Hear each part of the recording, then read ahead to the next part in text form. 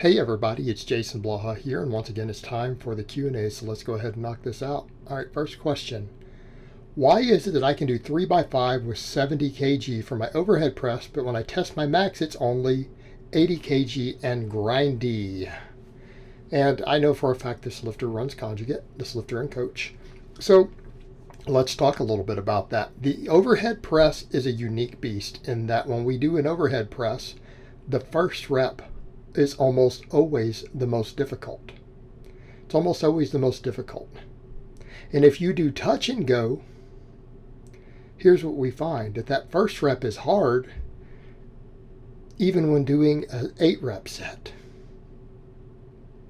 And it's because you're storing energy on the eccentric on the way down. Okay? It's the same reason that when people do a deadlift, if they don't do a true deadlift, they'll come in and they'll say, well, I can do 5 reps with 92% of my max. Why does it work that way on the deadlift? And then you watch and they're touch and going every rep. So here's what I would say on the press. Because when we do the press, and again, the overhead press, the strict standing press, if you do not pause on the chest and come to a full stop to where you lose any stretch reflex, right? To where you lose that, you're not going to see it carry over correctly because you're not doing the same exercise.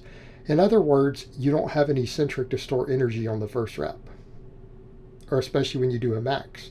So if you're calculating the math, it needs to be the same exercise, which means you have to have a way to remove storing energy on the way down on the eccentric. Well, the only way to do that is to touch the upper chest and to pause. And to pause.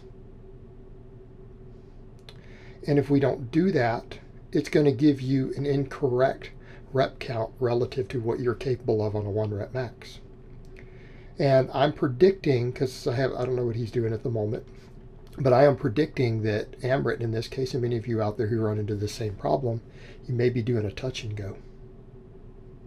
Or you may not even be doing the full range of motion on your rep work. So then what happens? It misrepresents how many reps you're actually capable of doing with a percentage of your max. And if that happens, your max is not going to be accurate.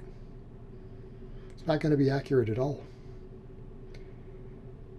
Bring them down and pause them up on your collarbone to a full pause for a full second.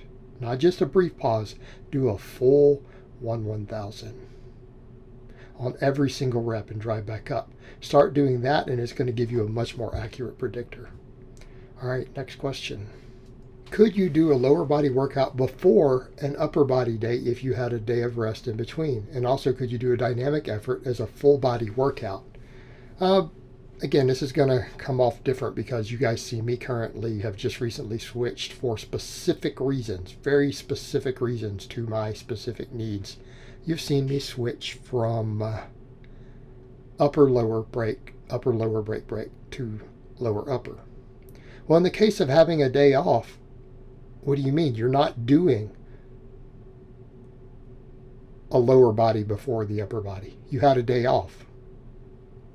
Okay, you're not doing that. So that question doesn't exist. That's not a real question. Right? It's not a real question. Now, as to could you do a dynamic effort as a full body? Why are you doing full body as a non-novice lifter?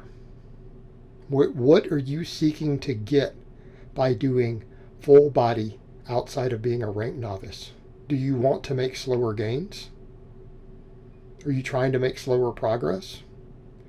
It is difficult for you to fit enough training volume into a full body when you get out of the novice phase. It is very, very difficult to fit enough training volume into a full body to get a high degree of adaptation. Right? So if you do full body as a dynamic day, that means you're going to do what? What are you going to do?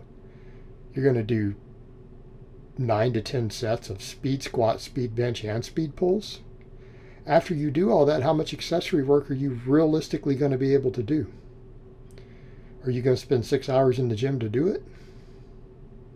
Because I'm going to say that after doing that much speed work, doing your full body with speed work, you're not going to have a whole lot of work capacity left.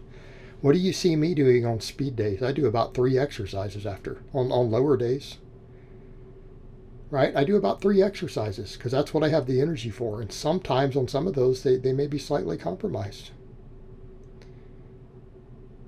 I do about 3 exercises. So if you add speed bench, you're going to be down to 2 accessories. Well, what are you going to be left with? What are you going to do, rows and good mornings? Maybe. You're going to need some upper back work. Your triceps are going to be left out a lot. Delts might get left out a lot. You might be okay just doing the good mornings for the lower. That's getting down to bare minimums though. So when you start looking at this realistically, I don't know that it's particularly a good idea. And let me put it a different way. No one who is paying me to coach them gets handed a template like that.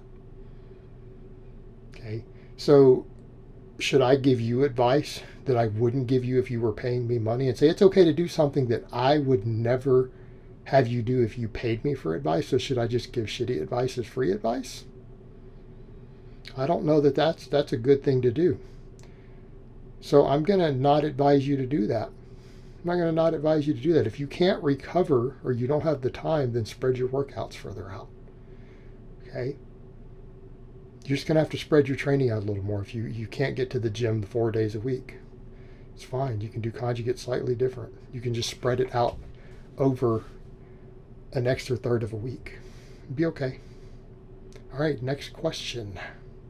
Yo, coach, can you please explain why you need to be a certain percentage body fat to build muscle?